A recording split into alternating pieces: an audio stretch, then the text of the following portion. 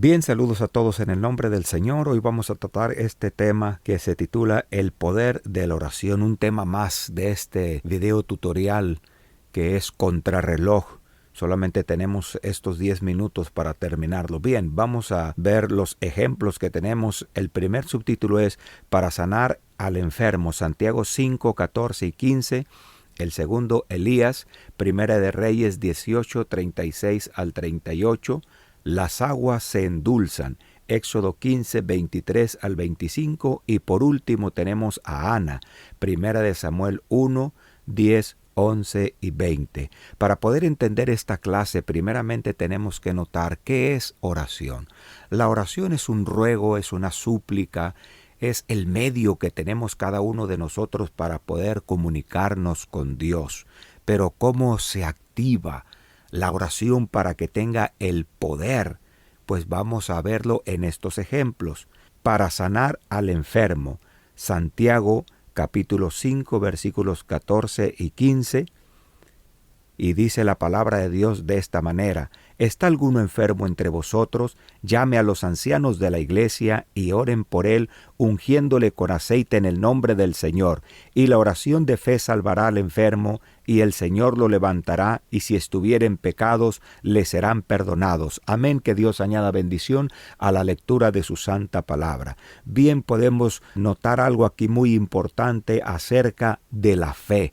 Como dice la palabra del Señor, y la oración de fe salvará al enfermo.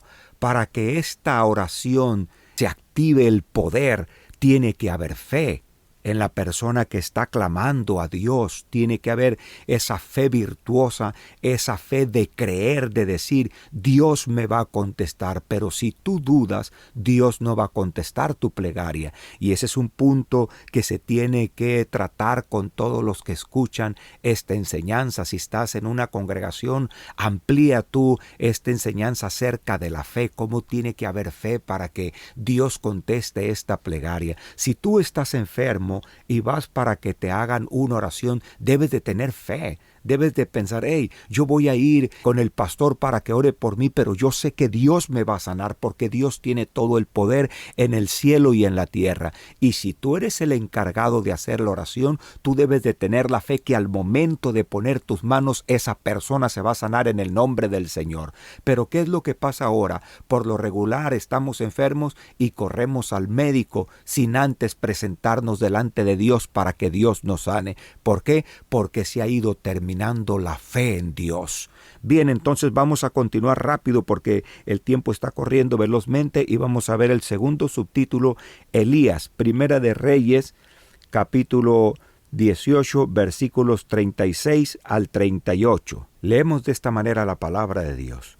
Y como llegó la hora de ofrecerse el holocausto, llegóse el profeta Elías y dijo: Jehová Dios de Abraham, de Isaac y de Israel, sea hoy manifiesto que tú eres Dios en Israel y que yo soy tu siervo, y que por mandato tuyo he hecho todas estas cosas. Respóndeme, Jehová, respóndeme, para que conozca este pueblo que tú, oh Jehová, eres el Dios y que tú volviste atrás el corazón de ellos.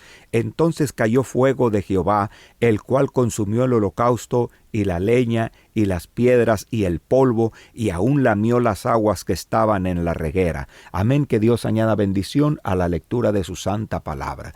Bien, aquí podemos ver la seguridad de este hombre de Dios para clamar al Señor para que Dios le dé la respuesta con fuego para consumir el holocausto. Era un enfrentamiento que tenía Elías con los profetas de Baal, pero ahí vemos cómo Dios le da la victoria al hombre de Dios. Estábamos en un entorno, en un tiempo muy difícil.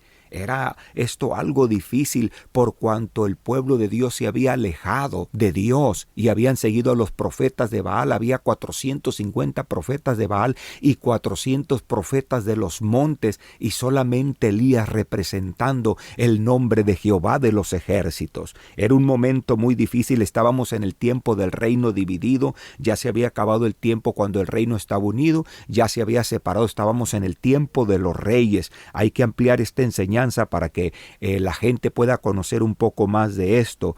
¿De qué enseñanza tenemos con esto? Que no importa que seamos menos, si Dios está con nosotros. Era solamente un profeta, pero Dios estaba con él. Tú puedes ir solo tal vez a algún lugar, pero si Dios está contigo, tú tienes mucho poder porque Dios va de tu lado. Solamente clama a Dios y Dios te va a responder porque Él es el Todopoderoso. Continuamos porque el temporizador está bajando rápidamente y vamos a pasar al tercer subtítulo, que es Las aguas se endulzan. Se encuentra en Éxodo 15, 23 al 25. Dice la palabra de Dios: Y llegaron a Mara, y no pudieron beber las aguas de Mara, porque eran amargas. Por eso le pusieron el nombre de Mara. Entonces el pueblo murmuró contra Moisés y dijo: ¿Qué hemos de beber? Y Moisés clamó a Jehová, y Jehová le mostró un árbol, el cual, metido lo que hubo dentro de las aguas se endulzaron.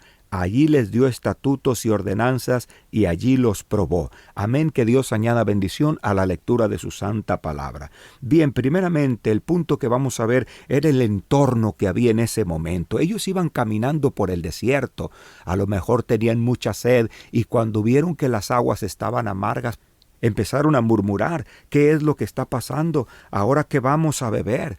Pero Moisés rápido clama a Dios. Moisés clama al Señor con todo su corazón y vemos cómo Dios le responde. Y este es el punto que vamos a ver, el segundo punto, la manera de responder de Dios. Le muestra un árbol para que lo meta a las aguas para que se endulcen. ¿Qué le costaba a Dios decir las aguas se van a endulzar? O mandar algo ahí para que se endulce rápido, poner su dedo para que las aguas se endulzaran, pero le dijo: no, mete este árbol.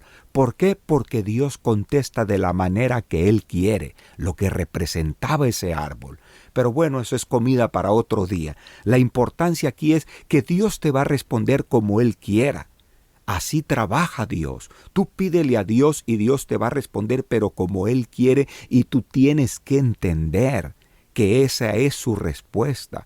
En este momento le dijo: mete este árbol, y así respondió Dios, pero las aguas se endulzaron, y eso es lo importante, no cómo Dios te responde. Olvídate tú, Dios te puede responder a tu oración por medio de un mensaje, Dios te puede responder a tu oración por medio de una alabanza, porque tú a veces le pides a Dios tal vez: Señor, muéstrame el camino, y Dios te muestra el camino de una forma y de otra, y tú no haces caso a cómo Dios te está respondiendo tu oración. Tú a veces quieres como que Dios te diga en el oído: mira, tienes que hacer esto, tienes que hacer lo otro, cuando te está enviando mensajeros para que puedas entender cuál es su voluntad, y tú no entiendes la voz de Dios. Dios puede responder como Él quiere. ¿Qué enseñanza tenemos con esto? Que cuando no tienes solución, clama a Dios. ¿Qué podía haber hecho Moisés ahí? Él no podía endulzar las aguas. Estaba en el desierto, como vimos el entorno del lugar donde estaban. Estaba en el desierto, pero él rápidamente clamó a Dios porque él entendió que de Dios viene la respuesta. Bien, vamos a ver el último rápido porque el tiempo ha corrido velozmente.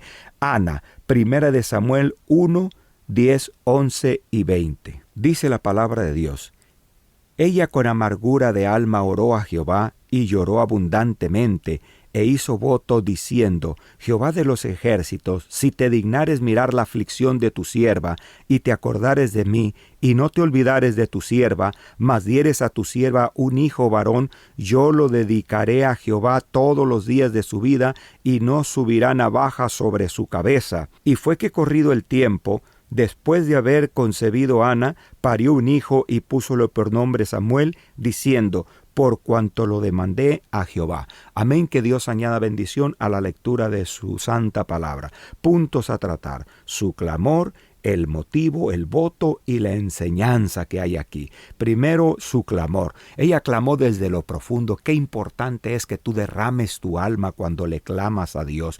El motivo era que quería tener un hijo porque ella era estéril y Dios se lo dio. El voto era entregarlo a Dios cuando ese niño había nacido y lo entregó. Vamos a ver la enseñanza. Salmos 15 dice: ¿Quién habitará en tu tabernáculo? ¿Quién residirá en el monte de tu santidad? Y dice el versículo 4, aquel a cuyos ojos es menospreciado el vil, mas honra a los que temen a Jehová, y habiendo jurado en daño suyo, no por eso muda. Que Dios te bendiga.